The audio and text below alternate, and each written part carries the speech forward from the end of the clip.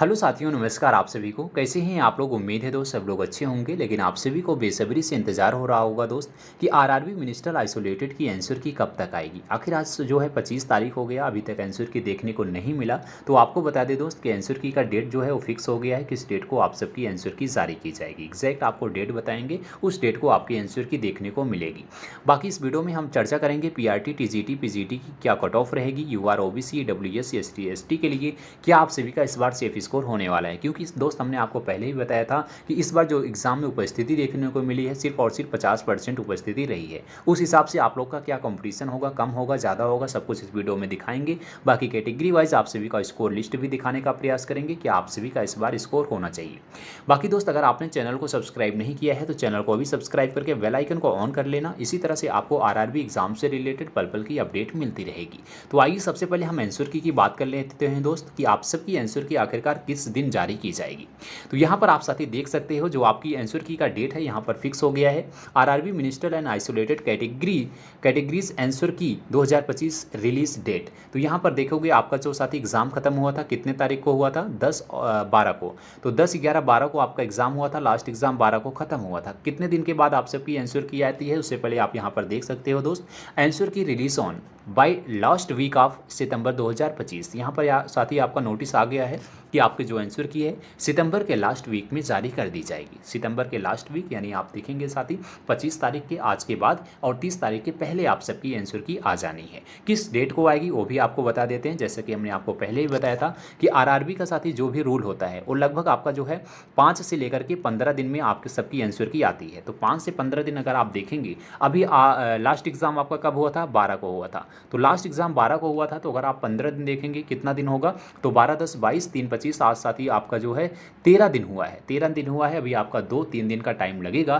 तो आपकी जो एग्जैक्ट आपकी डेट होगी लगभग आपका जो है 28 तारीख तक आपकी आंसर की देखने को मिल जाएगी। अगर थोड़ा सा डिले भी होता है 29-30, यानी आपका जो दिया गया है लास्ट वीक ऑफ सितंबर में आप सबकी आंसर की आ जाएगी। बाकी डेट जो है वो आपकी 28-29 तक देखने को मिलेगी। तो ये आपके साथ ही आंसर की डेट है। आई होप साथी आप सबको इंतजार होगा कि आंसर की कब आएगी। तो आप सबको पता हो गया होगा कि 28 को आप सबकी आंसर की आ जानी है। बाकी उसके बाद हम चर्चा करते हैं आप सभी के एग्जाम के कंपटीशन की। क्या इस बार आपके एग्जाम का कंपटीशन होगा। तो यहाँ पर आप देख सकते हो पूरा कंपटीशन।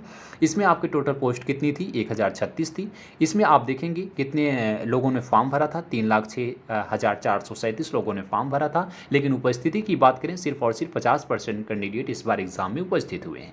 अगर 50% देखेंगे तो लगभग 1.5 लाख कैंडिडेट एग्जाम दिए हैं। अगर एक सीट का कंपटीशन देखोगे तो लगभग आपका 147 कैंडिडेट का दोस्त कंपटीशन इसमें देखने को मिलेगा एक सीट के लिए। बाकी अगर हम उसके बाद नेक्स्ट स्टेज की बात करते हैं, इंटरव्यू में कितने गुना कैंडिडेट शॉर्टलिस्ट किए जाएंगे, तो लगभग इस बार 3 गुना कैंडिडेट को बुलाया जाएगा। 1036 का 3 गुना करोगे दोस्त, 3108 कैंडिडेट होंगे जो इंटरव्यू के लिए शॉर्टलिस्ट किए जाएंगे। ये आपके एग्जाम का इस बार कंपटीशन होने वाला है।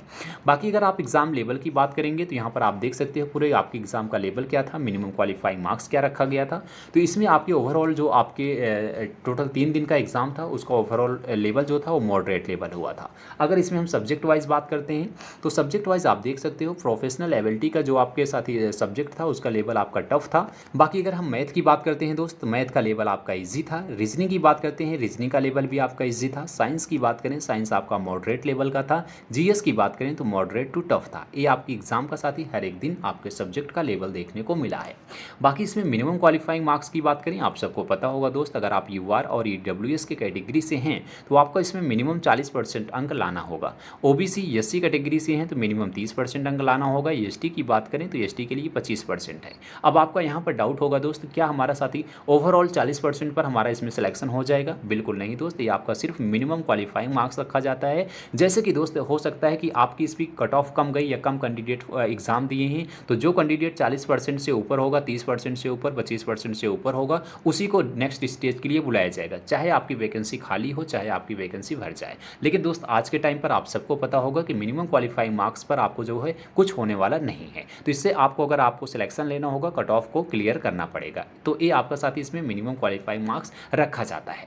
बाकी उसके बाद अगर हम बात करते हैं आपके सेफ स्कोर की, तो क्या आप सभी का इस बार सेफ स्कोर होगा? अभी तक के अकॉर्डिंग साथी जो हमें डेटा मिल पाया है उसके अकॉर्डिंग अगर आप सेफ स्कोर देखोगे पीआरटी, टीजीटी, पीजीटी का।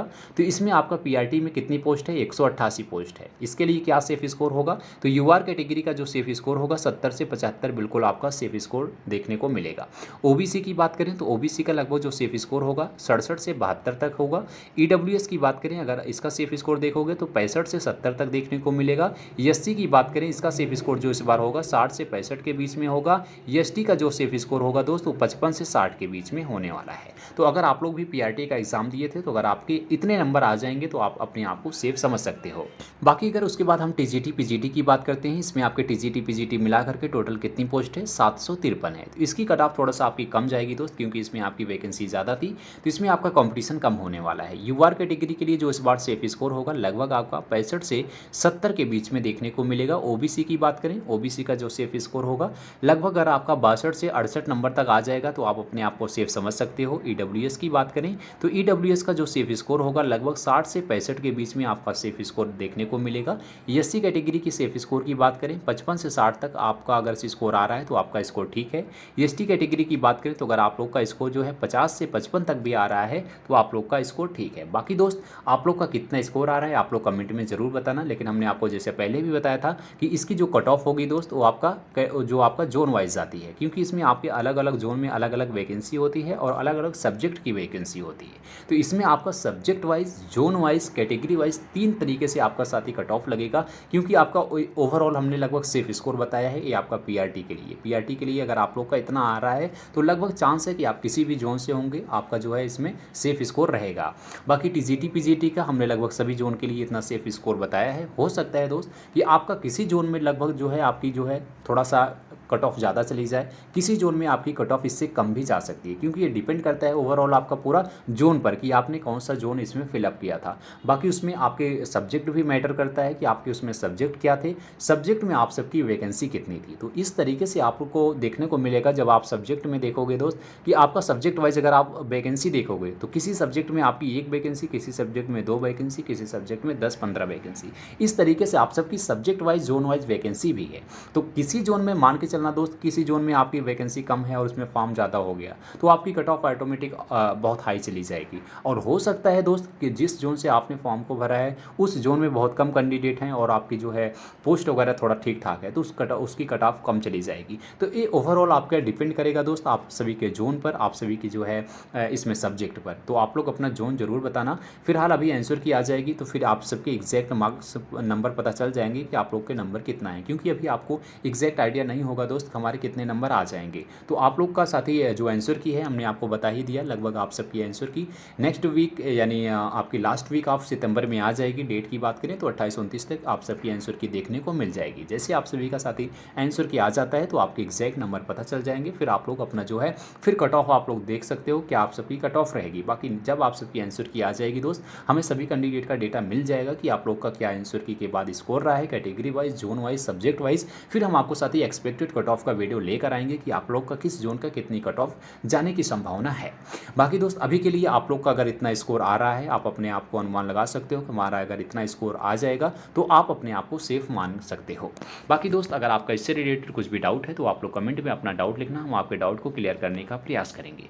दोस्त आपको वीडियो अच्छी लगी हो तो वीडियो को भी लाइक करना, दोस्तों में शेयर करना और इसी तरह से दोस्त आरआरबी एग्जाम से रिलेटेड पल पल की अपडेट के लिए चैनल को सब्सक्राइब कीजिएगा। जैसे ही आप सबकी आंसर की आएगी यहाँ पर आपको देखने को मिल जाएगा। बाकी दोस्त मिलते हैं अगली वीडियो में, तब तक के लिए जय हिंद, जय भारत।